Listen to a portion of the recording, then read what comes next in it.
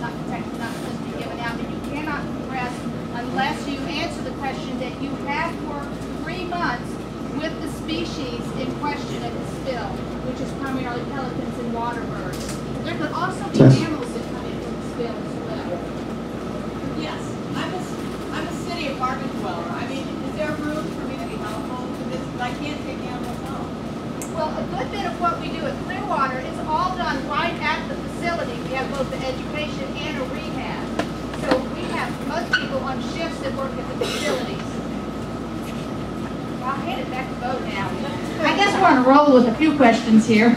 Yes. Maybe my question is what hers was, but I don't particularly want or think I would be foolish enough to try to get a permit to have wild animals in my backyard or at my townhouse.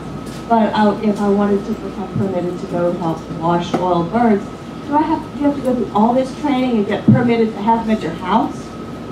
Is that the permit that you have to have in order to do some of the labor? Save the ones that are going to We're talking about two different things here. One, if you want to get your own permit to do wildlife rehabilitation, this is the process that Bo is sharing with you. There's a condensed process that will not give you a state or federal license, but will allow you to be eligible to apply to work at the oil spill. It's just the eligibility requirements just for the oil spill. But once you do that, I think you're going to see how rewarding it is to do wildlife rehab and probably want to continue either as a sub-permittee with another rehabber or to get your own license eventually. Does that answer the question? That kind of clear up what people are, two different issues here? Yes, you're just trying so hard to get that question answered. I can't. All right.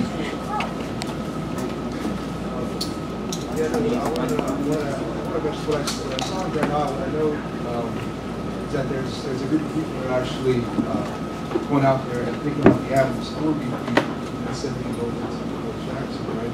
What kind of training do they have? People that are picking up the animals, to just even pick them up, have to have the training. These are either wildlife and fisheries agents or people who are already licensed. And then they're sent over to the oil spill facility. There is only one facility that cleans the oiled animals, and it's very efficiently run. And to transport them, you do have to either be a wildlife and fisheries agent or have your training as a rehabber and your hazmat training, BP hazmat. And I'll elaborate on that a little bit more. The only people who are going out and actually catching these birds in the water right now is the Louisiana Department of Wildlife and Fisheries. They have the boats, the resources, and the training to go out there and do it.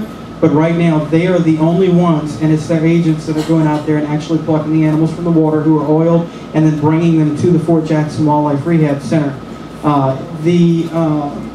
I think there is a private company that was actually done, I believe, to bring the animals from there to the rehab facility, but they are trained in doing just that. That's all they do, and they're paid employees, and that's all they do.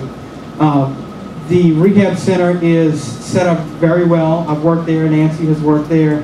The way it's set up, Tri-State Bird Rescue, which is off of the East Coast, actually manages the entire area. So Tri-State handles all of the oiled animals that come in, and their staff handle cleaning all of those animals. That's all they do. That is what they do. They do it really well. There's two different groups in the United States that do it. And yes, to answer your next question, they do offer training. But you would have to go to the East Coast or to Texas to get it. We're trying to get a class done here, but again, we're still working through the process, and there's so much paperwork to go through for everything that is involved with this. So, you have a question? Yes, I heard that the Fort Jackson facility is moving to Hammond.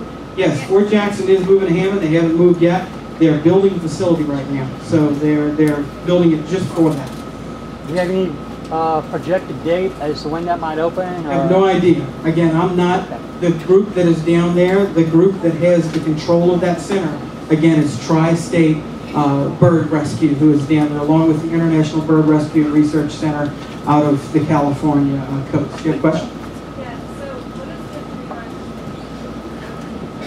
is the The 3-month training with Nancy is for people who are interested in going down there, and I believe she can elaborate some more. When the oil spill first happened, and Tri-State came and set up the facility there, they brought their skeletal staff, but they needed people within the state to be able to help fill out their staffing, because obviously you can't bring 50 people down from one facility. This is all they do. Tri-State and IBRC just go all over the world to disasters, and then wherever they go, they depend on local, state, people within the country to help them out. So at the oil spill facility right now, we have those international disaster groups that are there, and they're leading the effort of the other people who are rehabilitators or veterinarians. And this 3-month training, because Clearwater was already here and had 50 people or more under our license as what's called a sub-permittee, they don't all have their own license. They work as sub-permittees with Clearwater, which allows them to do this work under our supervision. So they were qualified immediately to go there and start working in the facility. This may go on a long time, and that's why Louisiana U.S. Fish and Wildlife asked to perhaps train more volunteers to fill out, because as time goes on, our people and other groups of people, the vet school, vet students will go back, the vets have their own private practices, so it may be that rehabilitators need to carry a larger load even. So we're just projecting, planning in advance. Right now they don't need any more people. They have many, many people there waiting to work, but that may change, and we want to make sure that if it's needed, that we already have people trained beyond what we have in the state wildlife rehabilitators or at Clearwater. So this 3-month training is the minimum required by BP to be able to work there, to be able to work at the facility at Fort Jackson, which is moving to the North Shore. So we're going to give you the hands-on training that you need to feel comfortable with animals. They'll train you everything you need to know about oil in their very own system, but we're going to make sure you know the basics about zoonotic disease, get hands-on experiences with some of the animals you'll have there, like handling pelicans.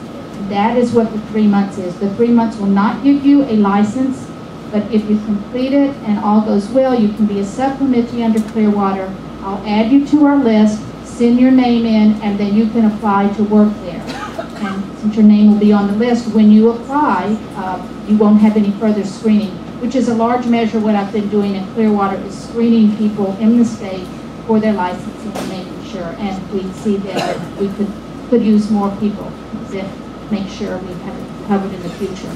Yes?